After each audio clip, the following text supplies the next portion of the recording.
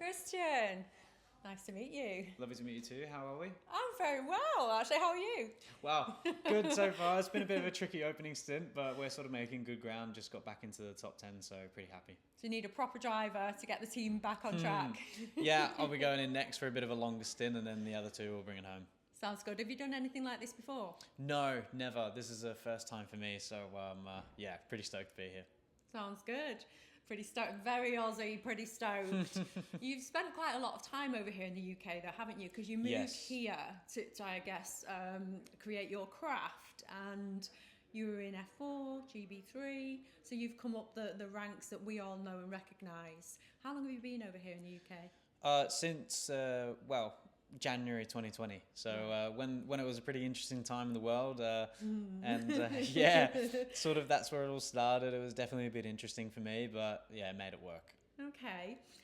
So you've just had a very reasonable season in Formula 3. You finished 5th and you got 5 race wins, is that right? 5 race wins? No, that was not me. You finished 5th? Finished 5th. There you go. I got the number 5 in my head for some reason. I'd love 5 race wins. Well, that'd be awesome. amazing. I love 5 race wins. But yeah, no, it was a super great year with obviously myself in ART Grand Prix, and then obviously going into Trident in Formula 2 for the remaining 3 races, and now 2 races with Qatar and Abu Dhabi, and yeah, it's been a really nice year, and hopefully tie it off with a couple of nice results. You finished in the points, Baku, both yes. races. Yeah, stellar result.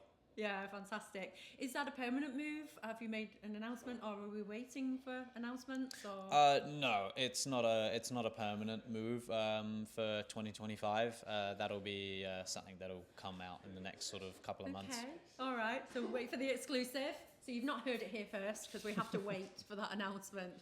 I'm assuming, that's your aim. That's to move up into Formula 1. Yeah, of course. It's everyone's aim at the moment. I think obviously it's the reality until it's not, and then when it's not, obviously you look somewhere else. But yeah, full focus for Formula 1 at the moment. Yeah. Well, I think at the moment it's kind of looks like some of the graduates of prior seasons are going to sort of still be together and racing together, and that's sort of one of the first times it's happened where quite a few of them are going to be within the same series, despite it being Indy, despite it not being, the Formula 1.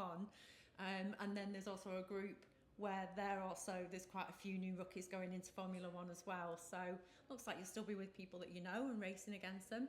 Yeah, 100%. I mean, obviously there'll be a few familiar faces, but at the end of the day, obviously sounds pretty normal for a racing car driver, but just focus on yourself, and that's all we can do. So we're here at Young Epilepsy event that Chris McCarthy is hosting, and what is it that encouraged you to accept the invitation to come? I just like getting behind good causes that I'm passionate about, and how can you say no to children with epilepsy? Yeah. It breaks your heart, and obviously jumped on that straight away, and it's for a good cause, and hopefully we can raise a lot of money tonight. Yeah, definitely. And you have kind of your own cause in a way, don't you? Because it's sort of well known that you're type 1 diabetic as well. Yeah.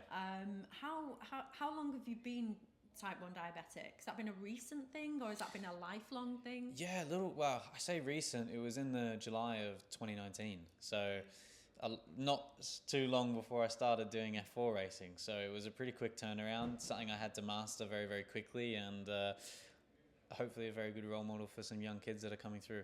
Yeah, definitely, because I think what you're highlighting, and even what Chris is highlighting in his career, is that you can still have a career, you can still have a life, even with life-changing conditions.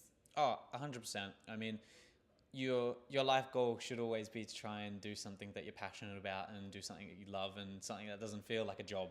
And I can definitely tell you, for one, racing cars at 200 mile an hour does not feel like a job or a burden, and I'm happy to wake up at 6 for that every morning. But no, I mean, I pave a good way, and I set a good example, and same as Chris does for young children, and obviously myself as well.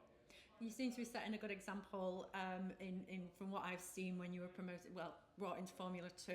You seem to be quite stoked and quite excited for that opportunity that you've been given. Oh, how can you not be? I mean, it's one of the coolest things in the world. It's the highest feeder series calendar. It's the highest feeder series category you can possibly get to outside of Formula 1. Yeah. So it's an honour, and obviously, I want to make the most of it. Yeah, well, let's hope that we see you in there next season and you get 5 race wins. Oh, well, love that. Hopefully. Thank you very much. Thank you very much. Thanks.